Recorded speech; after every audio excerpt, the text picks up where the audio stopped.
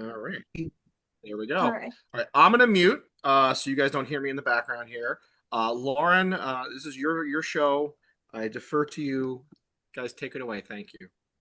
Hello, so welcome to our Islip Town Democratic Committee's book talk with Professor Patrice Nganang.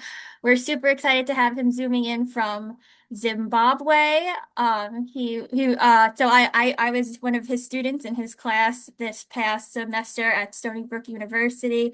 I took his wonderful class, Wonders of the Black World. And I really gained a lot of perspective on Africa as a continent and specifically his homeland of Cameroon.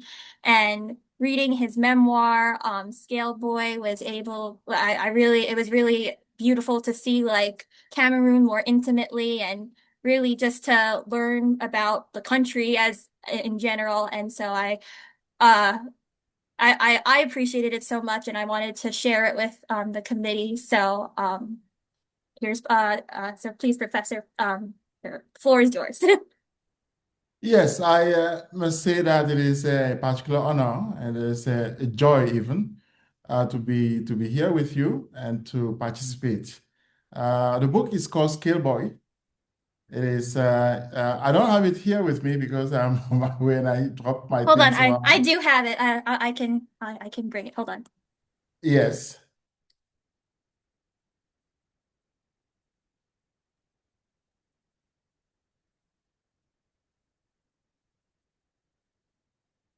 Here we go. Right here. Here's the cover. Okay. Okay. The book is Scale Boy, and it is my autobiography of childhood. Maybe I will say I'm from Cameroon, and I never suspected that anyone will know where Cameroon is on the map. And but I also suspect America is large and small enough for any single American or any single person not to know where the neighbor comes from because people come from small towns, people come from remote places, but also some very familiar ones. So that is the first impulse I had along the way, really, along my living in the USA. I've been in the US since 2000, so it's 26 years. So I always felt I've met so many people, and there is one thing we have in common is that they come from places I hear about for the first time. And I would like to know more about that place. Like, tell me about you. And now, there is one question that I actually always had to answer, and it is a very American question because I came to the US after having lived in Germany. So I did not land to the US, in the US simply from Africa. I went to Germany where I did my PhD, stayed there for 8 years, so I'm fluent in German. And because my background is German studies. In any case, my first impression was that there is one American question I always get. It is, where does your accent come from? And so I simply, at the beginning, the question was quite surprising to me. But then when I started thinking about it, I felt I can tell a story with that one because my accent comes from all over the place. And at the same time, everyone shares that type of story because if you take anyone, take Lauren, you take Irina, you take anyone, you take Beth, I'm sure Garrett, all of us will have a quarter of oneself here on this continent, another part on the shore, and all of us are multitudes. So it is those multitudes I wanted to tell, and that's essentially what the book is about. It is how I became who I am out of the multitude of lives that are embedded in me, and of course I think the backbone is that for somebody like me who is Black, those multitudes do not appear in one's face. It is you're a Black guy on the street, and that's it, full stop. And that is exactly what I felt I needed to change in a way. Having a book may be a way of doing that. And so writing a memoir about myself is a way of saying in Blackness, there is multiple lives, multiple accents, multiple pasts, and fragments of, loves, of battles, of joys, of defeats, the combination of all that. Absolutely. And one thing that I loved, especially from your class, was like we learned Medumba as part of the class, and I had never even heard that. Like I didn't even know what Medumba was until I started learning it in your class, and it was just so interesting to hear about all of like the multitude of languages, and the map that you put up, and all the different languages that are just within, like, usually when you hear about Africa, you just hear about, the colonizers' language, and that's usually their like official language of like French or, German. But it was so like interesting to hear all of these different like dialects from all like in all of the different parts of Africa. And it was really nice to, learn a language that really didn't have its structure, based in, in the Western world. So Yes, yes, yes. The thing is that when one happens to be Black, and that's something I discovered when I came to the US, it is that one story is already written. And so you enter into a story you do not know. Because I came to the US having had a job, and I came here as a professor. So I'd never been, to the US before. I was discovering a world I didn't know. And not that it was my first time to be in the West. I said I was living in Germany before, but I simply discovered that there is so much written in Blackness, and I had to discover that. So I started reading myself, etc. I, wanted to be informed. I discovered so many things.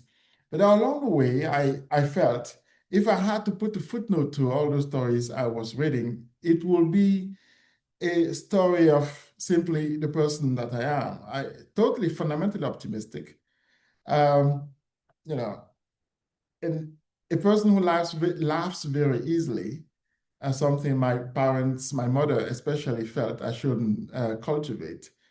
And a person who believes essentially that it is possible to write something that is wrong. You have to simply put your heart in it, a little bit of goodwill, if you want, because people will take it the way you present it. So show some goodwill. So for instance, about the idea about languages, I speak 4 languages, and 3 of them are Western languages, English, French, and German. So now my background is German studies, and I started teaching Black studies when I came to the US. So Stony Brook University essentially is where I started doing that.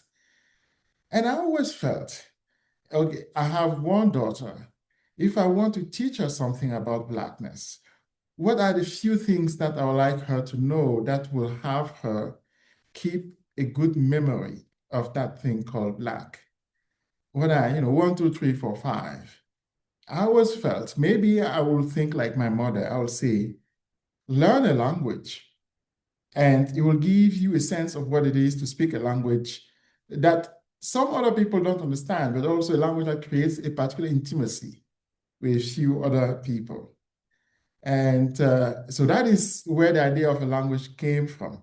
So I imagine somebody coming from, let's say, India, from China, and I'm sure the person has never heard the word Majumba.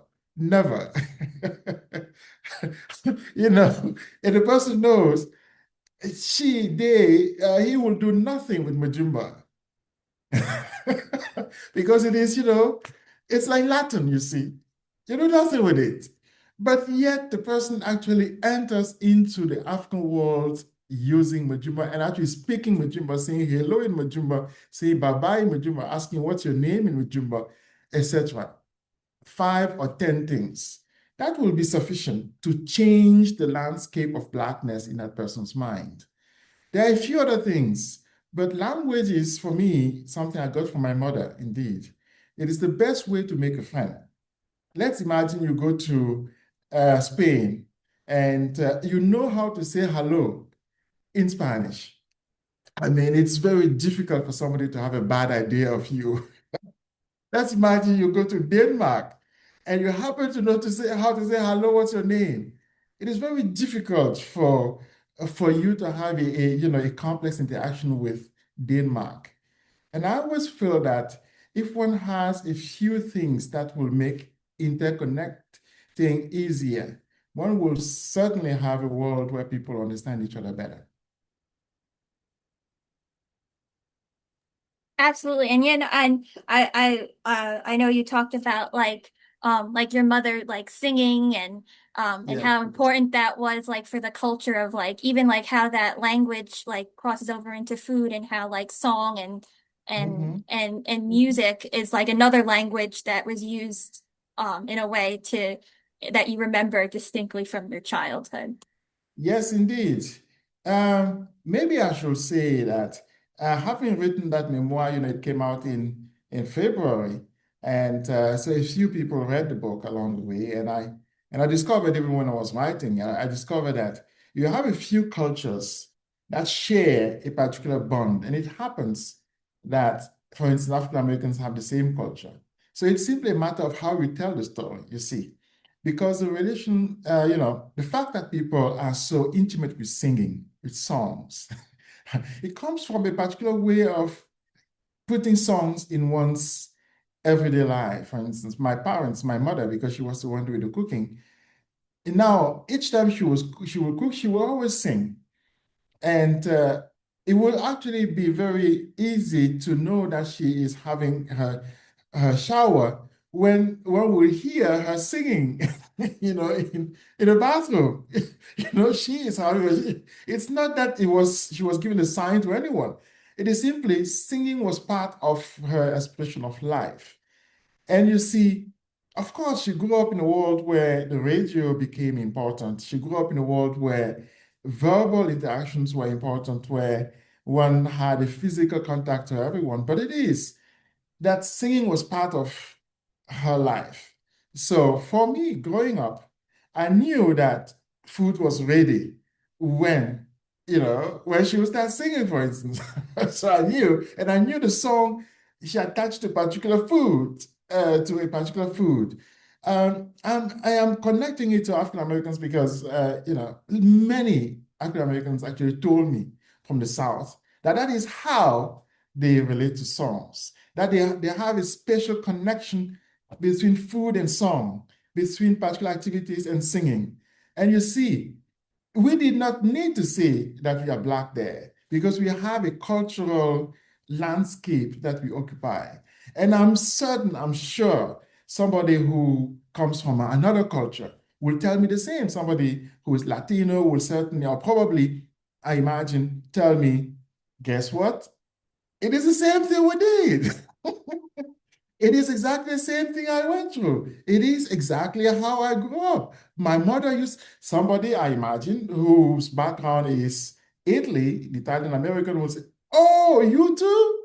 I that's how I grew up. I thought I was so special." But guess what? We have a landscape of communication that's established that way. Yes, so these are the few things I wanted to put in the book. Just to come back to accents. You see, the USA shares something that maybe one doesn't know that much. A story that is a story of many African countries because the USA is a country of immigrants, as one says. But many African countries are actually also countries of immigration. For instance, my own people are immigrants. I mean, the name of my tribe indeed is connected to immigration. If I take only that, of course it is the landscape of Blackness is Black, so therefore the distinctions are not seen from outside. But from inside, oh, we know all the stories of immigration. We know all the accents. And there comes the link to accents, you see. When somebody asks me, okay, where does your accent come from? Oh, I know that question because it is a lot. I can simply say, do you want to have the long version or the short version? said, no, just a short, just a short. I landed in Washington, D.C. I didn't speak English. And there we go. And that's how I got my thick accent. So the longer version will be that, the battle between accents is the bedrock of African politics because Africa has thousands of languages, we see. It is impossible, actually factually impossible for any African to speak the language of the neighbor without an accent. So if you have that, you understand that it applies to India as well, because India has thousands of languages. It is therefore to Pakistan, etc. It is impossible to cross one's regional dialect or regional language. And there we are again in the landscape of humanity with the same issues, right? The same issues, and we can find a way of understanding each other around them. Yeah, no, and even going back to like what you said about like your name and things like that was something we talked a lot, and like it's in the book and it's also in your class about like all the different names you hold and like Yes, yes, yes. and the and like and like the power of using like of different names and things like that. Yes, And yes, yes, yes. so if you want to talk about that a little bit. Yes, of course, I think. You see, I think I will tell the story this way from an American point of view. You have what is called first name, you have a middle name, and you have a last name. And for somebody like me, who has three names, Alain Patrice Nganang, the first question of any officer will always be, okay, what's your middle name? And I'll start the story. I'll start say, okay, should I tell the long version or the short one? I'll say, say, okay, the short one. And then I'll say, look, Alain Patrice, that's a French connected name. It is one name, if you will. It's like amongst the Germans, we have Hans Hermann. It's one name, even though it's written, in two forms, but you have to get used to it. And guess what? You have it in many cultures that way. But, these are European names. As an African, as a Black person, I have, Ghana, a name that very few people know how to pronounce. So my first lesson in my mother tongue is to teach how to pronounce my name. There we go. The same story start again. Another venue. There we go. Okay. Since the name is like this, guess what? I have a nickname. And we have the American story unfolding because most Americans have a nickname, but except for me, for Africans, nicknames are tribal.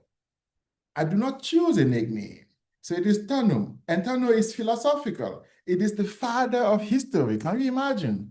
Wow. I birth history. It is so large, I cannot even carry it. You see, so but it is also a troublemaker. So that is the part that most Africans or most of my tribe will remember. And I prefer not to mention it. So when they want to chastise me, they will say troublemaker. But then when I want to answer back, I'll say, guess what? I'm the father of history, including of you. So a conversation starts as well. So in a way, names are windows through which one can meet each other and start a conversation, really, truly, that one will, to be a negative conversation, but a conversation that has a potential, if you want, of binding people, of putting them together, of having us, be one, really, because the beauty for me is coming to the United States and is really to discover that most people have a nickname because I share that culture and one can go from there as well. I think you may have noticed that my memoir, in a way, is not a classical memoir. So it is not a story, it is not a book in which I say I was born here, I crossed the ocean, and I became an American, and I became rich and free. So it is not a story. It's not your classical story. So therefore, the memoir itself is a challenging read. I wanted it that way. I wanted it to be a story out of which one can actually read maybe only one paragraph, and that's it. Only one page, and that's it. Only maybe 50 pages, and that's it. Because I hope, I always dreamed of having a memoir book that will make it possible for people to read and think about themselves. Absolutely. And do you want to talk about like where the title comes from, Scale Boy? I know, you talk about it in your book about that experience of buying the Western version of the scale and then making money off of, weighing things and people. So if you want to talk about that experience a little Yes, bit. indeed. The book is Scale Boy, and you can imagine that's the activity I used to have as a kid. I'm now in Africa. I've seen lots of kids doing those type of activities around, selling banana here, selling, I don't know what, cola nuts, and I always remember that is exactly how the book started being written out of me. But I'm going to shift the story here again. And because, the scale is the last or the first instrument that Black people who were shipped to the United States encountered. Because, nobody can be loaded on a ship without being weighed. So you will have to know the weight of somebody you put on the ship. So it will not be possible to have during the 18th century, the 17th century, the 16th century, the 19th century, or, during the time of slavery, it would not be possible to take somebody from Africa and ship the person to the USA without knowing the weight of that person. So because of it, the scale is the centerpiece of any Black person. And I don't need to say that knowing one's weight is really an issue for Blackness, that the gravitas of one's body is a centerpiece of what it means to be a Black person in the USA. I would not need to say that being an African American really means being challenged by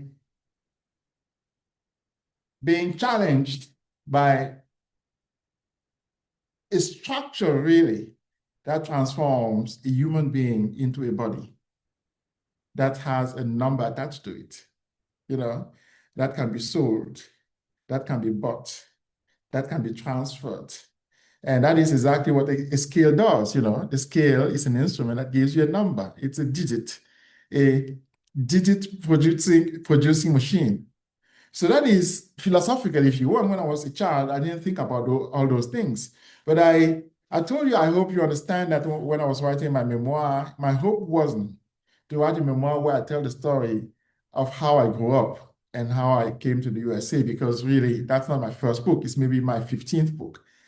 I wanted to write a book that tells the story of the reader, and a book in which each person can really find a window. And I just took the example of what it means to be Black in the USA. And I still think it is very difficult, if not impossible, to disconnect Blackness from the scale.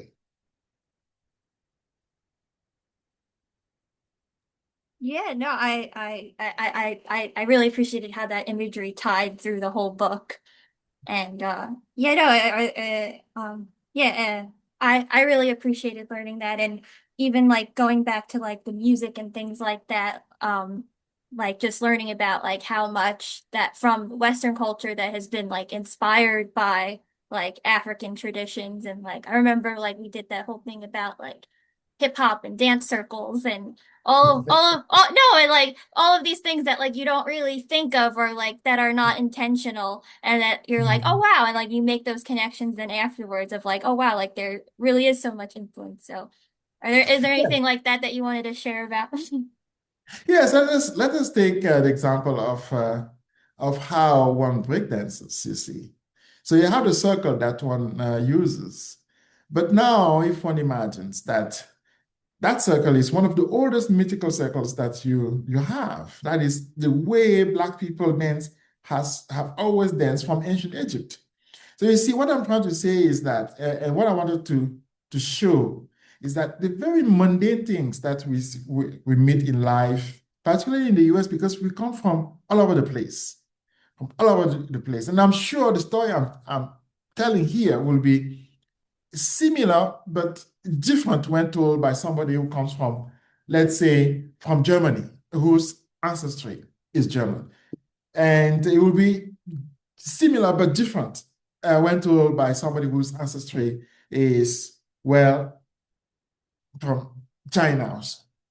But at the same time, all the mundane things we do when we live in the USA are deeply rooted in practices, in traditions, in things that we don't know of. And I just suspect that education has the duty to present, to unpack those things, to have us understand, to come back to the example of how a hip hop dancer simply dance, you have the circle, how it is connected to one of the oldest forms of Black dance that you even find children in schools when they play with each other, they automatically build up a circle and they start dancing that way. When girls jump the rope, they build up the circle and they start dancing that same way. So when you go back to African cultures, for instance, Cameroonian cultures, cultures from Senegal, from Nigeria, from Kenya, you realize from Uganda, you realize that those gestures are simply something I would call muscle memory, cultural muscle memories. It's like your accent is a cultural muscle memory of all the things, of all the deepest history that nobody knows of but your mouth.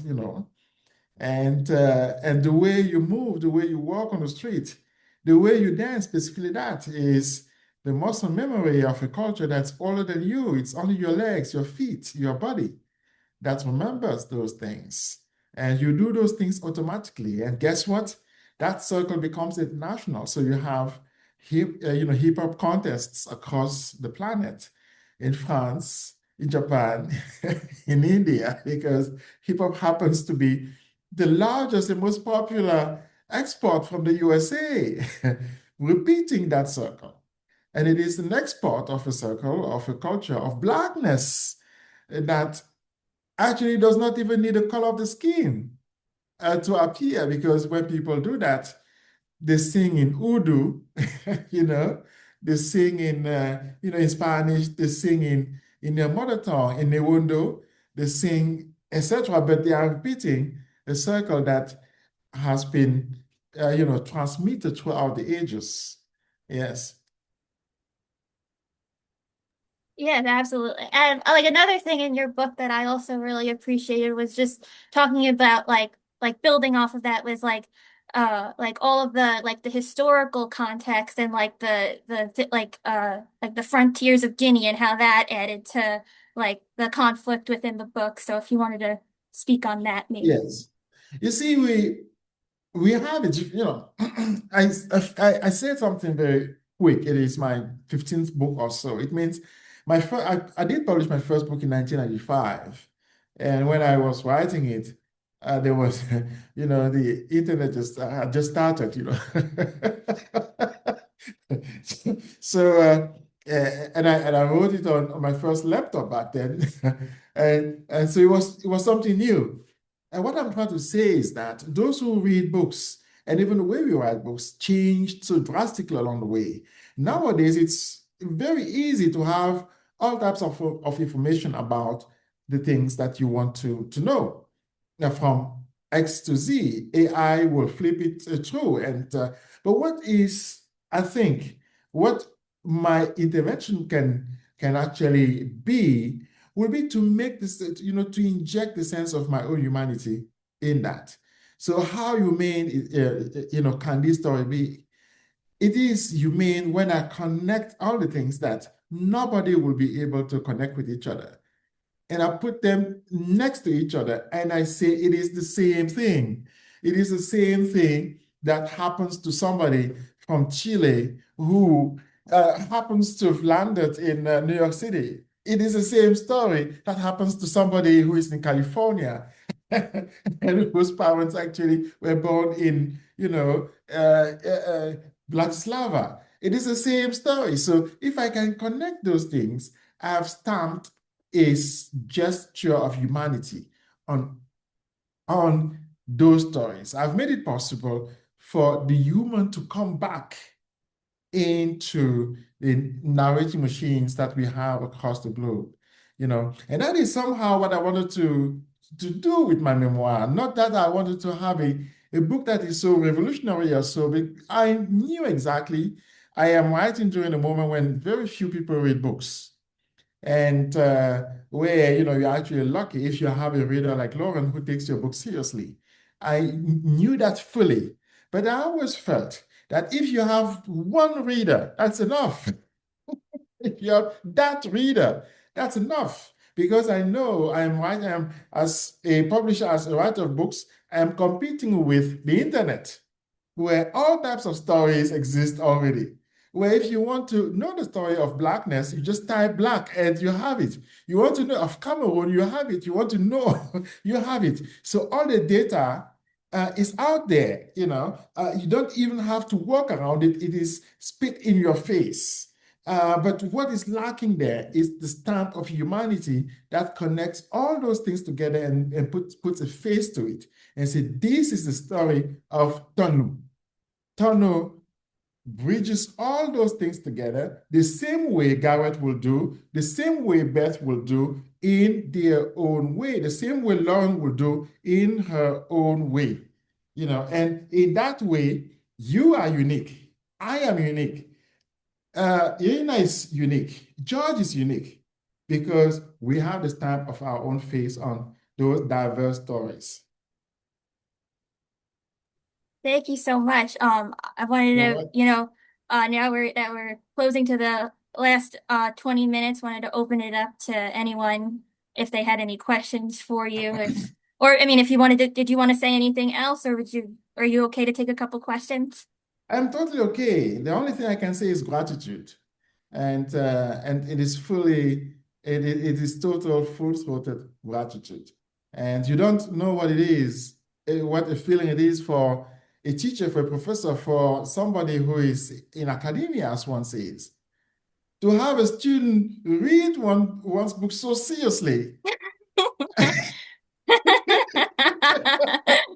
I I don't know. I think it is anyone will say thank you. Thank you so Yeah, much. no, I really enjoyed it, and yes, I do think we had a couple of questions, so I'll let that happen. But I may simply also footnote the following. It's that it is my first time to include one of my books in my syllabus because I would not like the impression to appear that I teach my books. Mm. I published, lots of books. I said it many times. Invited so many of my friends, writers in my classes, etc. Taught so many books in 30 years, closer. But I always felt there's something that's not fair there because I've never taught one of my books for my students to actually have an interaction with the person that they have in front of them. Then they will know who I am because I teach the books from across the globe, and yet I am the one standing in front of them every single day. I am the Black person there in front of them to represent the millions of Black people across the planet. I can teach about Malcolm X, I can teach about Baldwin, I can teach about Toni Morrison, etc., etc. But I'm the one they face every single day. So maybe they want to know, okay, where do you come from? Do you miss that place? How are your parents? You know, how come you come here and you teach when you come from Cameroon? Those type of things. I always felt instead of having them as footnotes to the story of other people, I may one day have it as the main story. So it is the only time I did it. And I just would like to say that it is not a habit of mine. Absolutely. So I had two questions, but I don't want to monopolize your time. So does anybody else have anything they wanna throw out there first? I'm going to take the deafening silence as a good sign then. So I have two separate strains here. I have one thing that's more of a cultural piece, and then one thing that's maybe more of a societal political piece. Do you have a preference as to which we tackle first? The Okay. political. Oh, political first. Okay. So, Mhm. as you said yourself, many of the countries in Africa are countries of immigrants. They're multi-ethnic, they're multicultural, multilinguistic, multi-religious, and in a lot of ways, pluralistic in the same way that the United States is. As somebody who has now been in both of those worlds, do you think there's something in the American experience that is of value to places like Cameroon, and then conversely, is there something about the way places like Cameroon are grappling with the challenges of a multi ethnic, pluralistic society that maybe we could learn here in America? I think what is maybe complex is that Americans have the particular quality when they come to Africa to Mm, be great listeners. I will even say the best listeners ever because you don't have that history of colonialism. The only thing in Africa, okay, I was like, when I say I'm here, we are on African terrain. gotcha. Yes. So therefore, people are disposed, they are ready to listen to what an American has to say, as opposed to somebody from France, somebody from Germany, or from Got England. it. There, the story is already told. There's no conversation. So that particular aspect of being able to listen to the story of the other side is a quality I hope will never get lost. Because I'm insisting because it is getting lost step by step. But it is a quality I hope should never get lost. Because there is so much value in listening simply to the other person. And even in moments of conflict, particularly in moments of conflict, one needs a listener to be able to make peace possible. So now, from the other side, from the side of Africa, if there is something, I will say that, well, the diversity of the continent is mind-boggling. Uh, uh, it is true that it has been practically colorized under the denomination blackness. So when it is simply not the case, so I hope that the tribe of such an old continent that is so diverse will be taken seriously outside of the continent itself. Because it is really labor, it is daily labor to live with so many religions next to each other. And to essentially, one story I will say, to be very concrete there, I went to Rwanda once, a few times, but once, and I, and I, and I go there, and I say, I talk to people, I attend a few events, and the particularity is that when you have a conflict there, like in many other African countries, is that one side will not leave the place and go somewhere else. After the conflict, they will still live with each other, next to each other, and eat with each other as if nothing had happened before. So the capacity actually to absorb a conflict is what I'm talking about. To absorb history is maybe something that old cultures, because Africa is an old continent, can give as a gift to younger nations.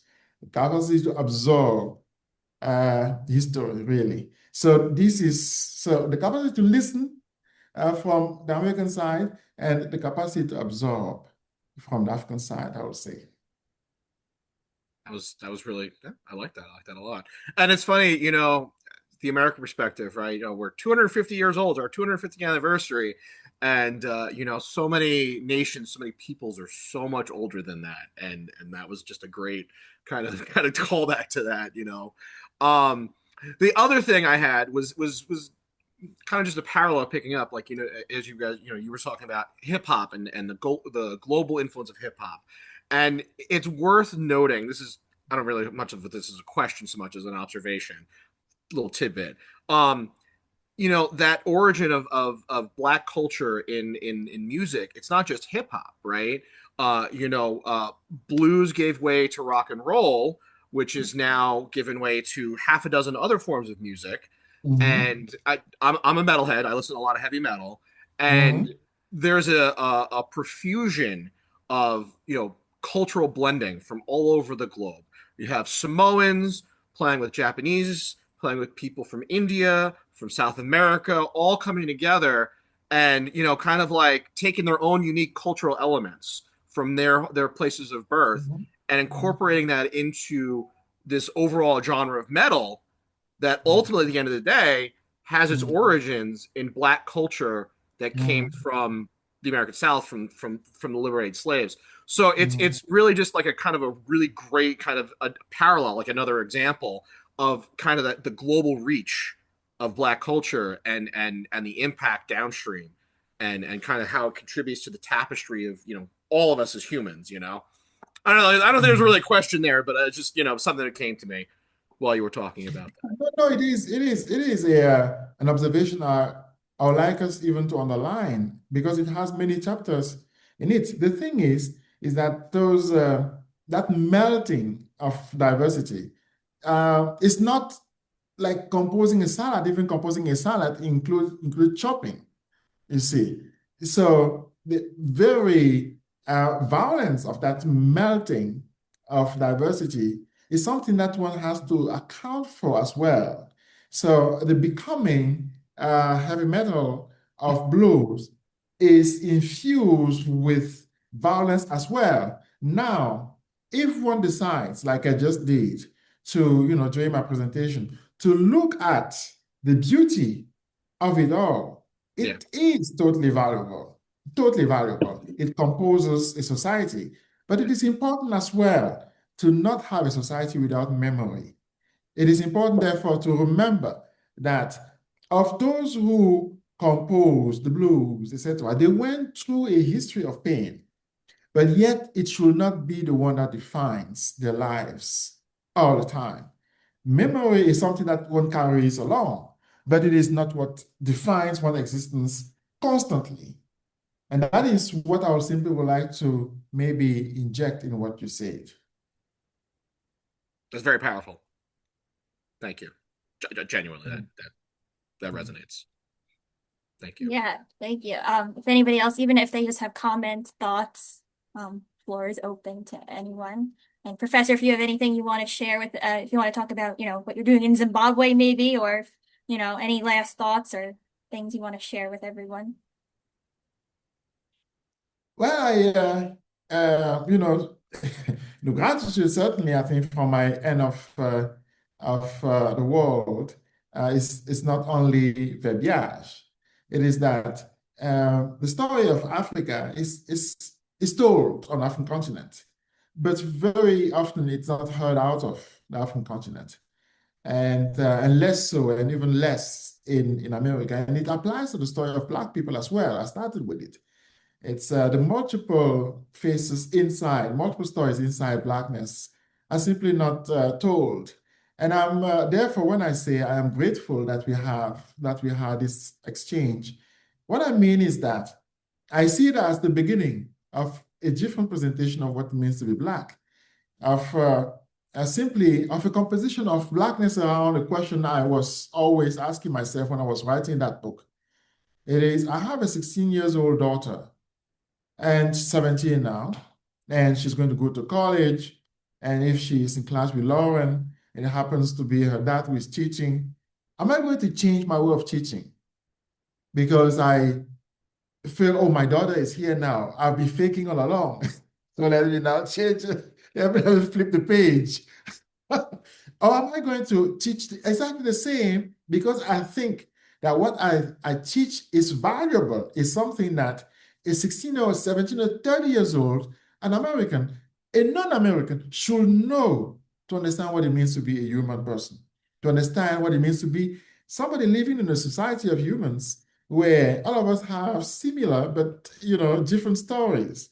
And so I was asking myself that question all the time. And I think that my gratitude really is articulated in that one. It is that I am so thankful that as diverse as we are here, and you can see it, that we literally talk uh, about a language, Majumba, you've heard about for the first time.